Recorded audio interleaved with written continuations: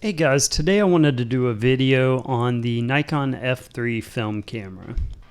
I wanted to mention that I actually started using film when I started in photography, and the approach and the end results really are much different than using digital. The interaction between yourself and your camera changes, as well as the interaction between yourself and your subject.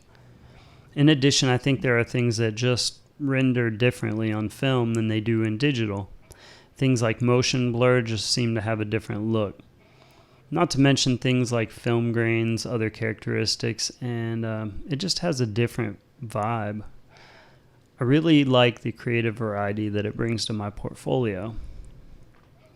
I sold my first F3 with the intention of packing light during my travels, and I regretted it immediately.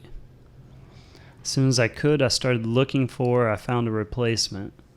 I ended up with High Point eyepiece the second time around, which is beneficial to those who wear glasses because you can see the whole image with your eye a little distance away.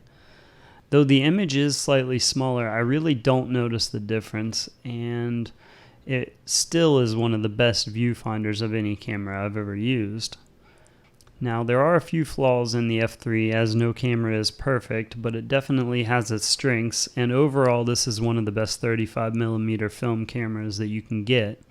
The mechanics of this camera are of such a quality that you know as soon as you pick it up that it was over-engineered in ways that you just don't see in the modern day.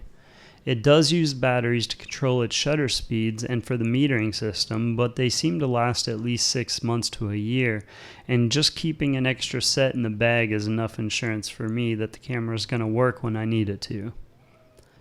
Despite the initial hesitance towards a partially electronic design, the camera's long-term reliability has proven itself over the years since its release, and the fact that so many are in great working order says it all. Alright, so one of the joys of this camera and other film cameras of this era is the direct nature of shooting with them. You get to spend more time interacting with the scene, and despite needing to control your settings, you end up with less of the technical aspects diluting your creativity. I enjoy having direct dials for everything versus using menus as you do on more modern cameras. It does still have an aperture priority mode as well in case you're in fast-moving subjects and don't have time to use the full manual controls. There is no automation past this, however, so it requires you to anticipate your shot and what you want it to look like, which does help people coming from modern automatic cameras to start learning the art of photography instead of just relying on the point-and-shoot mentality. You will very quickly learn about exposure when using this camera. Alright, the shutter speeds range from 1/2000th of a second all the way up to 8 seconds, and it also includes a bulb mode for custom shutter times. It accepts the universal shutter release cable, and with this you can have shutter speeds of whatever you'd like.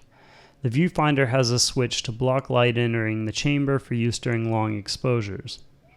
The removable prism allows you to use different types of prisms, including the popular waist level viewfinder option.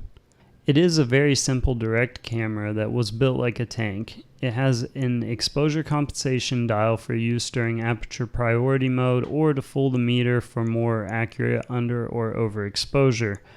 You also get the ability to set film speeds manually so you can push or pull your film with ease. On top of being a fantastic camera, the prices are still pretty fantastic in 2017 despite an upswing of the market prices during the recent revival of film photography in general. People are realizing that there is a place for film despite digital having won the war for most uses. You also get to use pretty much any lens Nikon has ever made, with the exception of the newest G series lenses. Pretty much the rule of thumb is that if the lens has an aperture ring, then the lens will work on this camera. You also get to use the really early non-AI lenses, as the F3 includes this indexing lever which you can flip up when not needed. As mentioned earlier, there are a few flaws with this camera, and the one that gets me is the display LCD is controlled with available light. It works fine during the daytime under good lighting conditions, but in low light situations the readout becomes hard to see. The engineers had a solution for this as they installed a light that would light up the display for a few seconds after pushing a button. The problem is that many of these buttons don't work, or more commonly it's just very hard to press the button in a way that will activate the light. Although I don't like using this camera in low light situations, but for a daytime camera you really can't get much better. One thing I do really like is that this film advance lever doesn't have to be cocked out away from the body in order to shoot as you do on some of the other Nikons of the era. This is a personal preference thing, but since I mostly shoot slower with film, I like leaving it after advancing the frame.